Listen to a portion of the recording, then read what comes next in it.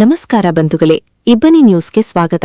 ನೀವಿನ್ನೂ ಇಬ್ಬನಿ ನ್ಯೂಸ್ಗೆ ಸಬ್ಸ್ಕ್ರೈಬ್ ಮಾಡ್ಕೊಂಡಿರದಿದ್ರೆ ದಯವಿಟ್ಟು ಈಗಲೇ ಸಬ್ಸ್ಕ್ರೈಬ್ ಆಗಿ.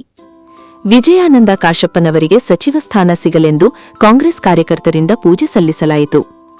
ಕೊಟ್ಟೂರು ಶ್ರೀ ಕ್ಷೇತ್ರ ಕೊಟ್ಟೂರು ಗುರುಬಸವೇಶ್ವರ ಸ್ವಾಮಿಯ ಸನ್ನಿಧಾನದಲ್ಲಿ ನಿನ್ನೆ ಅಂದರೆ 22/6/2026 ನೇ ಸೋಮವಾರದಂದು ಶಾಸಕ ವಿಜಯಾನಂದ ಕಾಶಪ್ಪನವರಿಗೆ ಸಚಿವ ಸಂಪುಟದಲ್ಲಿ ಸ್ಥಾನ ನೀಡಬೇಕೆಂದು ಕೊಟ್ಟೂರು ಪಟ್ಟಣದ ಮುಖಂಡರಾದ ಕೆ. ಶಿವಕುಮಾರ್ ಗೌಡ್ರು, ಯುವ ಕಾಂಗ್ರೆಸ್ ಪ್ರಧಾನ ಕಾರ್ಯದರ್ಶಿಗಳು ಹಾಗೂ ಪಂಚಮಸಾಲಿ ಮುಖಂಡರು ಇವರ ನೇತೃತ್ವದಲ್ಲಿ ಶ್ರೀ ಗುರುಕೊಟ್ಟೂರೇಶ್ವರ ಸ್ವಾಮಿಯ ದೇವಸ್ಥಾನದಲ್ಲಿ ಕಾಂಗ್ರೆಸ್ ಕಾರ್ಯಕರ್ತನ ಸಹಯೋಗದಲ್ಲಿ ಸ್ವಾಮಿಗೆ ಪೂಜೆ ಸಲ್ಲಿಸಲಾಯಿತು. ಈ ಸಂದರ್ಭದಲ್ಲಿ ಶಿವಕುಮಾರ್ ಗೌಡ್ರು ಮಾತನಾಡಿ, ವಿಜಯಾನಂದ ಕಾಶಪ್ಪನವರು ಪ್ರಾಮಾಣಿಕರಲ್ಲಿ ಪ್ರಾಮಾಣಿಕರು, ಪಂಚಮಸಾಲಿ ಸಮಾಜದ ಪ್ರಮುಖ ನಾಯಕರಾಗಿದ್ದಾರೆ.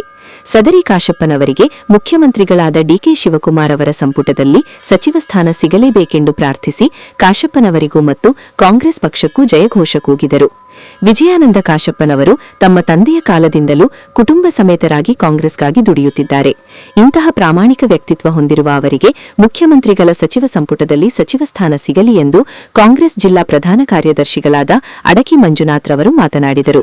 ಈ ಸಂದರ್ಭದಲ್ಲಿ ಕಾಂಗ್ರೆಸ್ ಕಾರ್ಯಕರ್ತರಾದ Ashok Engineer, Veerendra Patil, B. Satish, Kotragouda, Abhilash Gowda, Vishwanath Kudligi, Hampalli Vinay, Ravikumar, Naveen Kumar RM ಹಾಗೂ ಇನ್ನಿತರರು ಪೂಜೆಯಲ್ಲಿ ಭಾಗವಹಿಸಿದ್ದರು.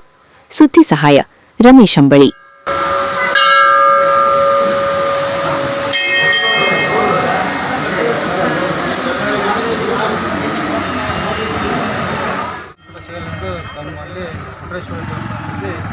ಶೇಷ ಪೊಲೀಸ್